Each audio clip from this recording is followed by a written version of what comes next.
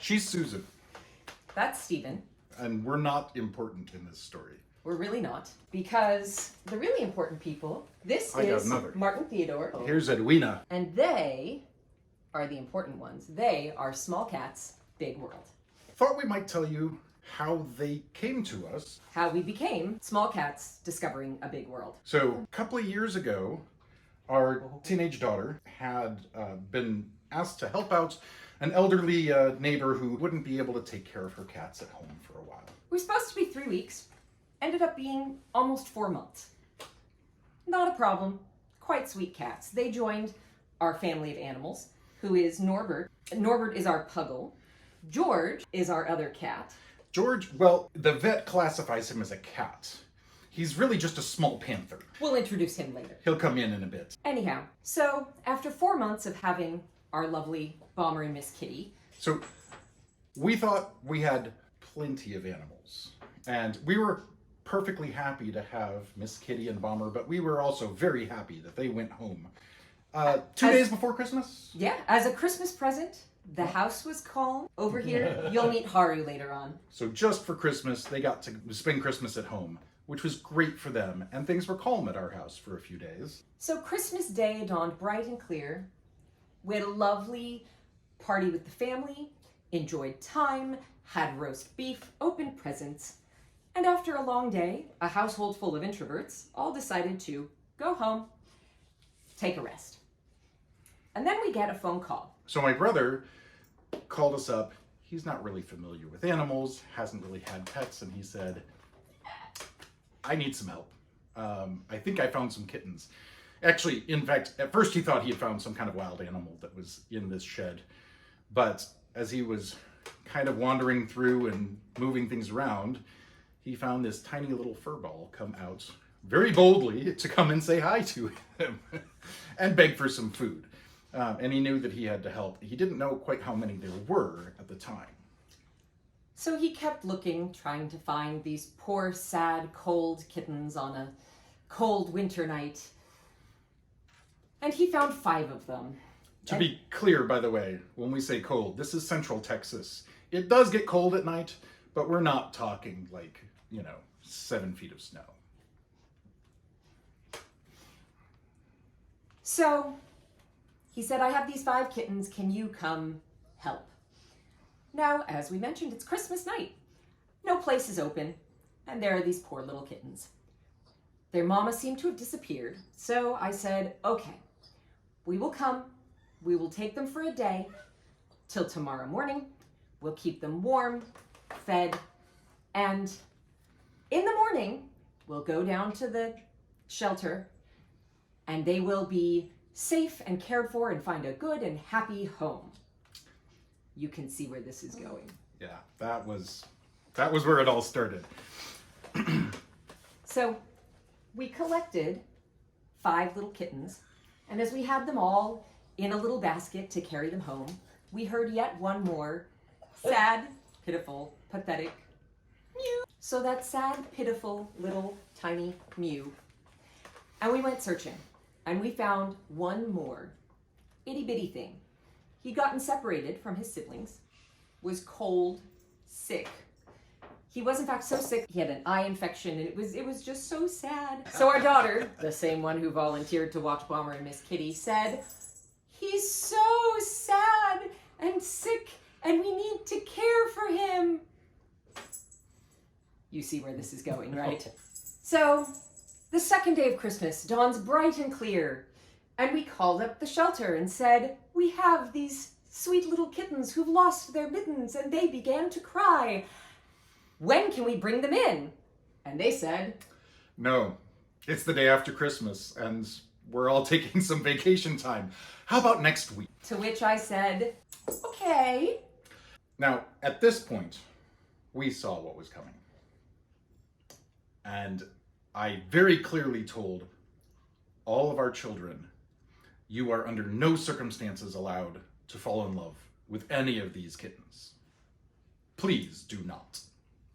What he unfortunately forgot to say was, Stephen, under no circumstances are you allowed to fall in love with any of these kittens. Yeah. Yeah. I didn't tell myself. I didn't tell her either, which is part of the problem. This is true. So, first, one daughter says, "The poor, sad, tragic little kitten." And so we ended up with Martin. And then our college-age daughter said, "Can I have one to take with me back to school?"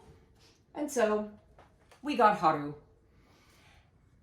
And then we had one little one. Cute little calico. Fluffy. Very lovable. The kids, sort of so-so. And they named her Patches. That was a dumb name for a cat. That's it. I mean, excuse me. I'm sure some of you have cats named Patches, and that's great for your cat. But it was not a good name for this cat. This was not a cat that should be named Patches. So we sat there one night while we were watching a Christmas movie, and this little calico girl's sitting in my lap and said something about that she needed some food. And my wife said, "What did you say?" And I said, "Edwina Myrtle needs some food." And that is her name. Well, when first he gave her the name Edwina, I knew that I was in trouble. I hear him say, "Edwina Myrtle needs some food." And I thought, oh dear, you can see where this is going. And I told him, "I think, my dear, you have fallen in love with this cat. We may be keeping this cat." And he said, "No, of course not." Well, I mean, I had pride once. A few days later, I hear him talking. The cat had knocked something off the counter. And I hear him say, "Edwina Myrtle Fellaini, are you getting into trouble?" Once they have a first, middle, and last name, he couldn't argue with us anymore. Now, at that point, she's part of the family. So, as I said, they were all quite small, very young, and rescues. We spent a bit of time taking them to and from the vet to make sure they were healthy. Now, all six were so in love with each other that they did everything together. That's true. They ate together. We would put it in separate bowls, and they would all eat from one bowl, and then from the next bowl. The next one, and the next. They all slept together. They all used the litter box together. That was a bit of a problem. Eventually, they got too big, and they didn't fit anymore. So they enjoyed car rides, because they were all together. After a little while, we discovered that Edwina got quite warm. She's a little bit fluffy, in case you didn't notice. She would get warm because, as we mentioned, it's Texas. I would pick her up and hold her to make sure she could get some cool air from the AC vent. And she was the happiest clam sitting in my lap, looking out the windows. And we thought, this is a little odd. She's a traveling cat, which is not very common. Then we discovered all of them liked to travel. Now, this is mildly unheard of, but we fell in love with this entire litter. We thought, hey, they like traveling? Great. In the sense of like back and forth to the vet's office, or if we needed to do something like that. And it wasn't really until I had to take a long car drive, and it was going to be just myself, and I was packing things up, and Edwina kept kind of coming over and helping me pack. She would get into my bag and, start rummaging through my stuff and make herself a comfy little place in my bag of clothes that, as I was packing up. This is crazy, but, does she want to come with me? I thought, well, we'll give it a try. So I had to do a fairly long drive over the course of a couple of days. And she was his traveling companion. She was. In fact, actually, she would jump up on my shoulder by this point. She was a little bigger, and she would jump up on my shoulder and ride for hours just staring out the window, out front, out the sides, just keeping me company and enjoying the ride. It was actually great. She loved the long drive. Not so much the outdoors, though. The sun. The sun. Giant open sky. The big scary sky. In fact, I honestly believe that she is wiser than so many of us because she understands her little world is a great place. But the great big outside world can be really scary sometimes. That's some wisdom we could all take. Anyway, we had a great time and she would come, but every time we got out of the car, she would hide in a bag and, I'd carry her around to the point where nobody really knew I had a cat with me. Except for that one time at the hotel. That's true.